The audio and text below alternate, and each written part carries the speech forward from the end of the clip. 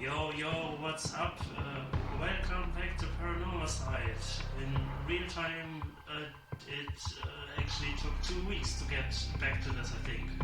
So I'm really pumped up to begin the new chapter of Paranormasight.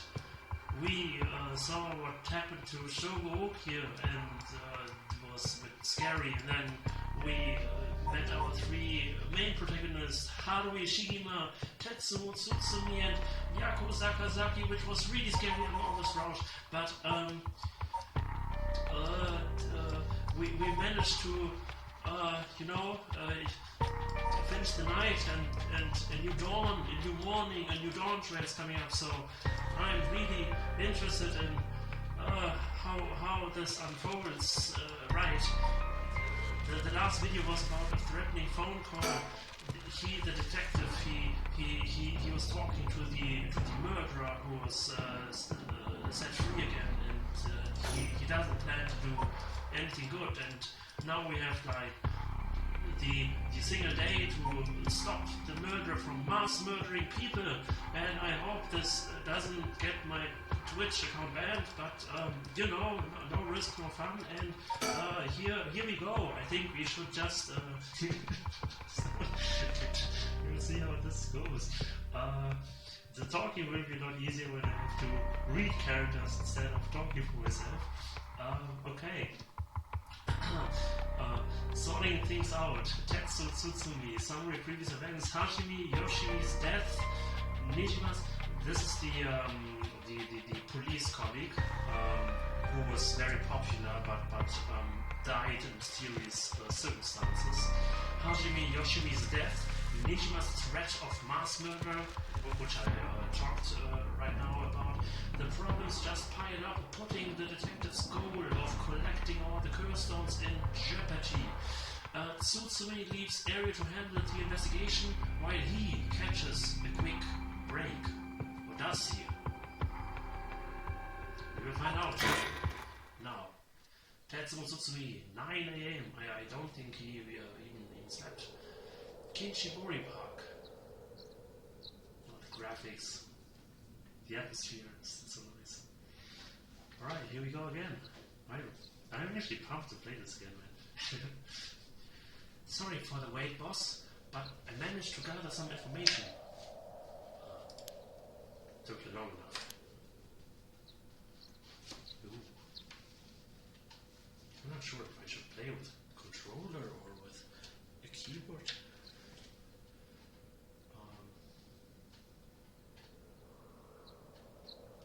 When my controller should connect. No, it shouldn't connect. Why? Because I used the USB drive to connect my piano. So what I have to do is do this. Yeah. All right. Now it should connect. Beautiful. Think.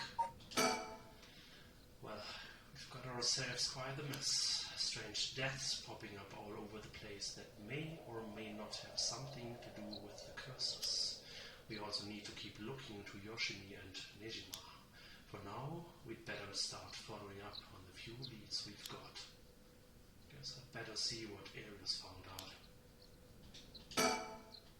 Guess I would better see what Arius found out. Boss, let's not go about this at random. We should think carefully about where and what to investigate next. My goodness gracious, Holy Mother Maria in heavens, is this what I think it is? Stream type is still practice? Oh my god, but look at this. Oh my god, it's Mockingbird number 16? Oh my holy moly. Oh.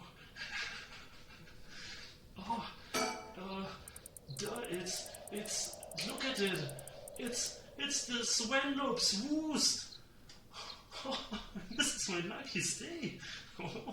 Look, it's Nafro and a school uniform, the beautiful black skirt and the red armband, meaning this Van Lopes, who's this probably the member of some club or something.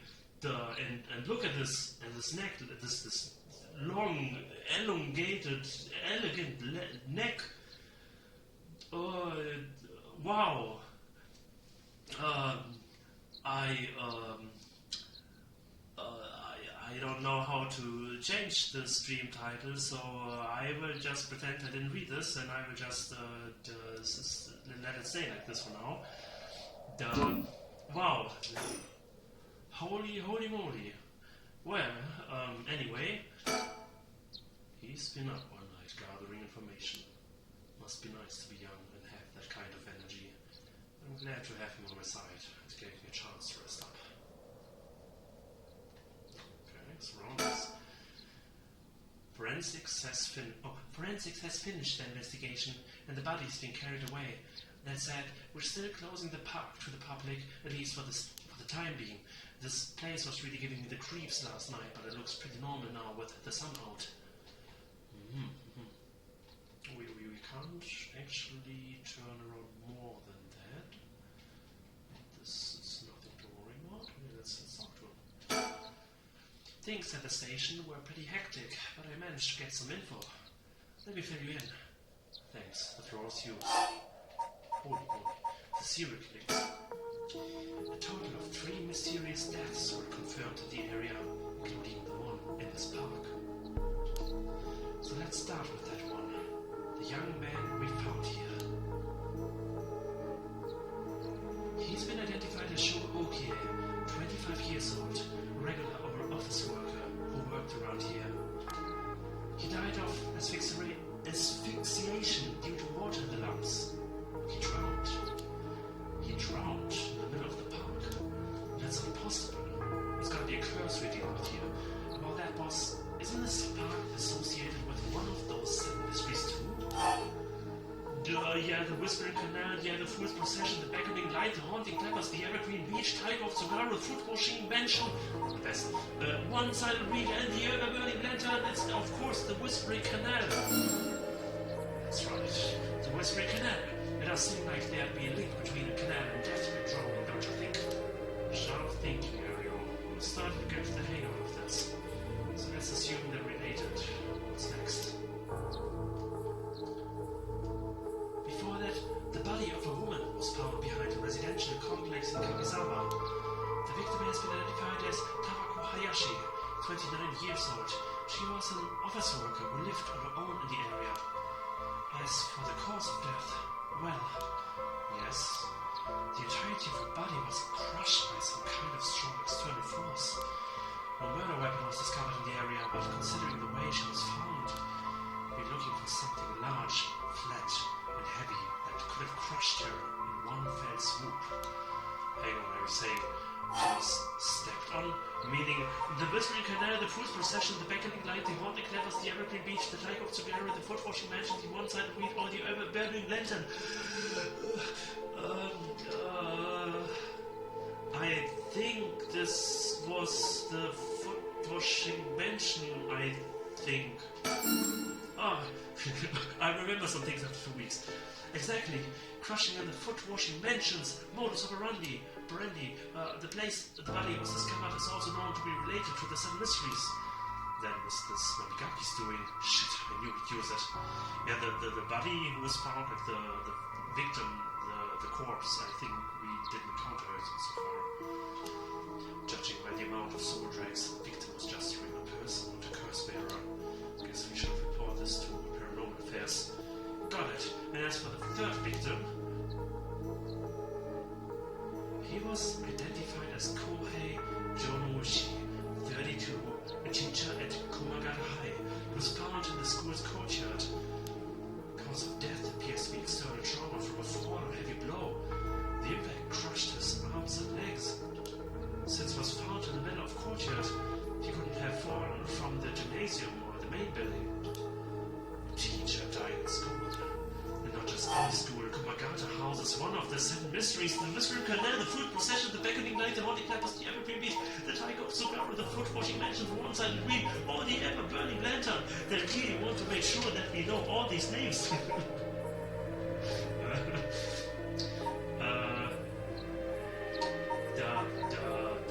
What wasn't it?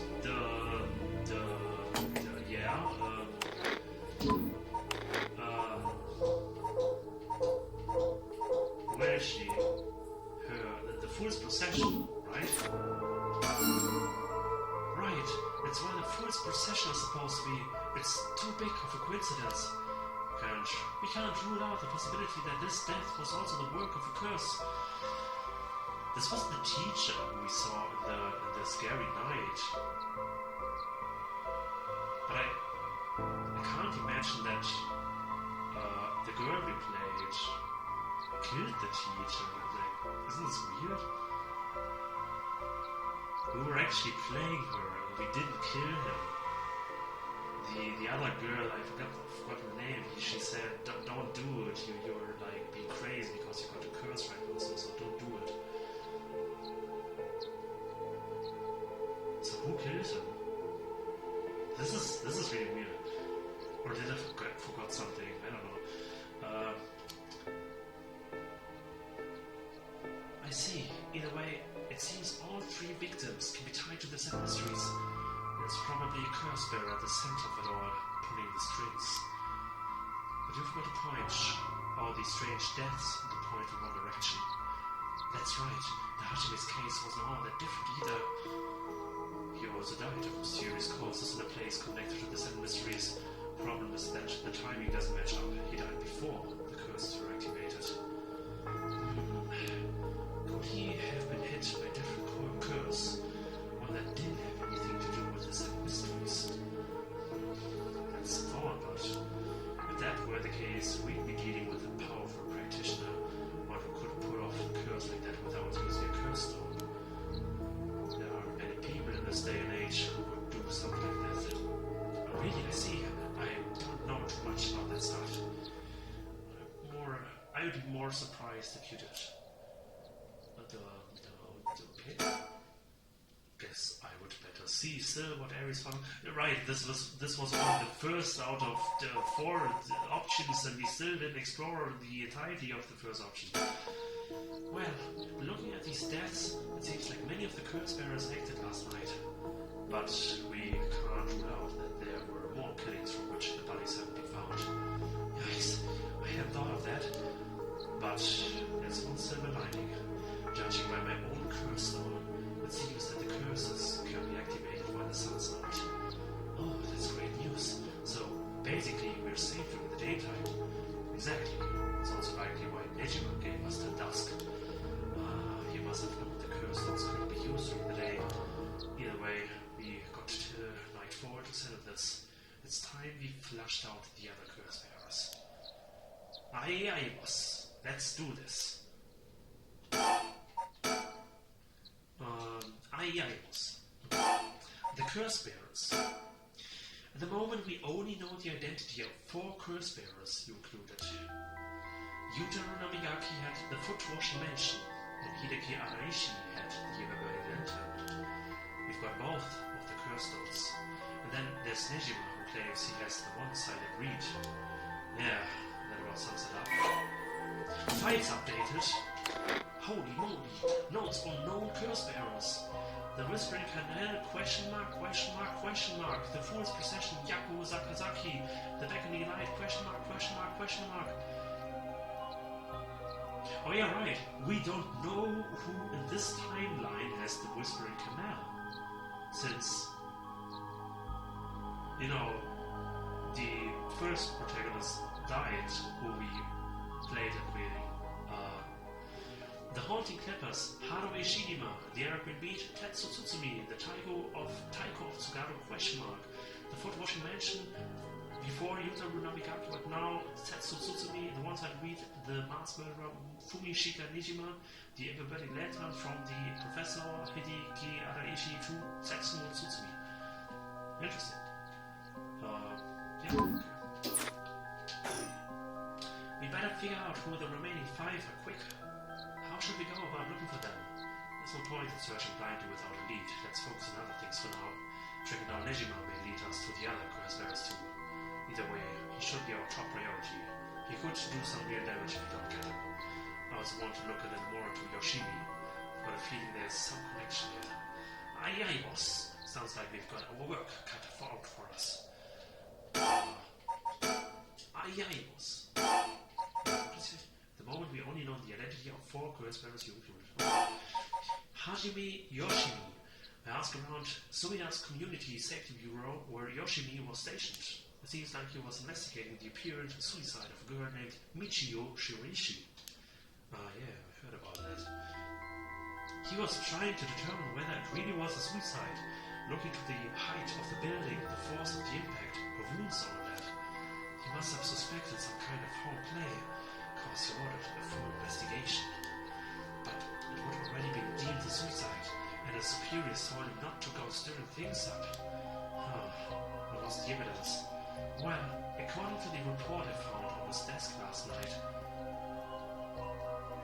the body was found at the foot of a building, ways away from the road. There was no evidence of vehicular collision, so it was ruled a suicide, but she thought there was more to it. Yes, a truck or other flat-faced vehicle traveling at high speeds could have inflicted some damage. In other words, sometimes a traffic accident can look an awful lot like a fall. So there's a chance that it wasn't a suicide. But what a terrible way to go. There were no brake marks on the road, meaning it would have been a hit and run. The vehicle would have hit her without slowing down at all. This is turning into quite a grisly case. But the vehicle couldn't have come out from a collision like that unscathed. Exactly, so I asked the traffic bureau to keep an eye out for any vehicles with frontal damage. But I haven't heard back from them yet. I don't think they're looking very hard. So we've got no proof. That said, if it was a traffic accident rather than a suicide, it's possible that someone silenced Yoshimi because he was on the verge of discovering the truth. That's true. You think the driver is the one who did him in? Not quite. Yoshimi had already talked to forensics and the traffic bureau, right? His death wouldn't have covered things up. You're right with that. Even if the suicide was a cover-up for a hit and run, it doesn't seem like enough reason to kill a cop. Oh, that's right. Unrelated, but I got something else too. I managed to get a hold of Michio Shiraishi's address. Yoshimi went there a bunch over the course of his investigation. Might be a good idea for us to drop by too. Good thinking. Hopefully that will give us some more leads. Alright, let's move on to the next topic. Again, Hajime Yoshimi. Remember the girl Yoshimi met with the day he died? One Hitomi Okuda?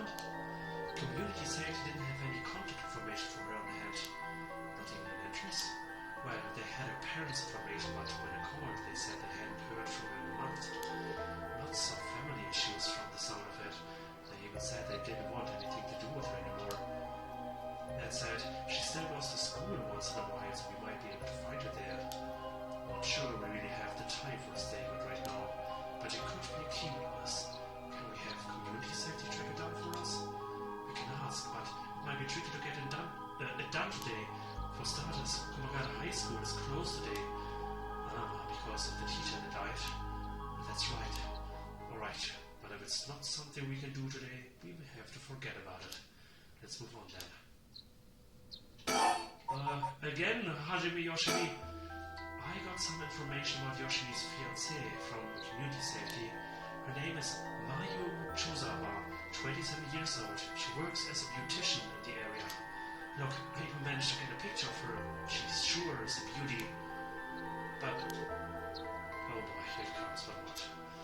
Community safety hasn't been able to contact her since Yoshimi died, not by phone or at her house. In other words, no response. Dead silence. There it is. Can't things just be easy for once. Persons of interest update. The Mayu Chozawa, female beautician. Mayu is a beautician and the fiancée of Hajime Yoshimi, a police officer with the Sumida Police Department. Mayu's current whereabouts remain unknown. Yikes! It's definitely starting to look suspect. A crime of passion, perhaps. is fairly common for people to be killed by a lover or a spouse. But Yoshimi was well liked and they had been together for over 10 years. You never know, things could be different behind closed doors. I guess so. But we'll have to consider the opposite scenario too. It could be that the same person who was out for Yoshimi's after his fiancée as well. She could be in danger. You're right. Either way, she's important to that case. HQ already has people looking for her. We'll know as soon as she's found. Fumi, Chika, Nejima. HQ has mobilized a search unit for Nejima, but so far we haven't received any word. Guessing he was at home or at work. About that, apparently he vacated his last known address a week ago. Serious? So we have no idea where he lives. It gets worse. I checked in with the factory he was working at. They told me he was only there for a month before he quit. Hold on a second, you tell me nobody caught that? Well, I had the same thought, so I spoke with his probation officer. Turns out he'd been doing house visits and interviews, but never bothered checking out his workplace. He also said he'd lost track of Nejima when he moved to a new place. Jeez, they're just sloppy. I've heard that they're giving parole to just about anyone these days because they're running out of room in the prisons. Which also means there aren't enough probation officers to go around. He was probably overworked. So Nejima got to fuck about unsupervised. God damn it, that asshole's not any good at faking remorse or insanity or whatever the situation calls for. Back when I arrested him all those years ago, just to left a bad taste in my mouth. He's probably hiding under a false name, which will make it hard to track him down. That would explain why he so brazenly made contact. That asshole. He's mocking us. Well, for now, the paperwork to circulate his name and mugshot is being filed. That's gonna take way too long. We only have until dusk. Again. Speaking of Nejima. Yeah? Did you manage to reach your daughter? It would be best to put her into protective custody as soon as possible. Not yet. I can't reach her. They called, but she's not picking up. Wasn't home, then they went to the house either. That's not good. Does that mean she never came home? And why weren't you the one trying to reach her? Shut up. I don't have her contact info, right? Damn, she really doesn't trust you, huh?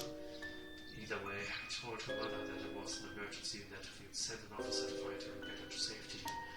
She was really reluctant, but I got her to agree. I guess that explains why you got divorced. But if your former father can find her, how the hell did Nejima do it? That cutscene. Sorry, just kind of skipped out.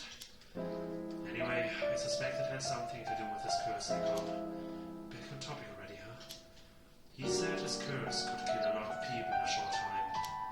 It may even allow him to act from a distance. I see.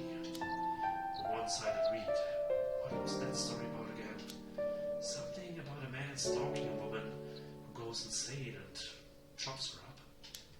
Ah, right. One of the more gruesome of the 7 mysteries. Okay.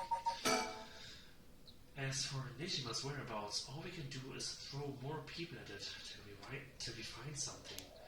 I check in with HQ frequently to see if they've got any updates. And that's about it. Shall we continue our investigation, boss? We could go to Kumagan High School to look into Hitomi Okuda, or to Michio Shiroichi's house to find out more about her. Oh yeah, let's think for a second. There's a lot we need to do, but not a lot we can do. This ain't looking good. We're gonna run out of time if we don't do something. Gotta keep moving. Alright, let's move on.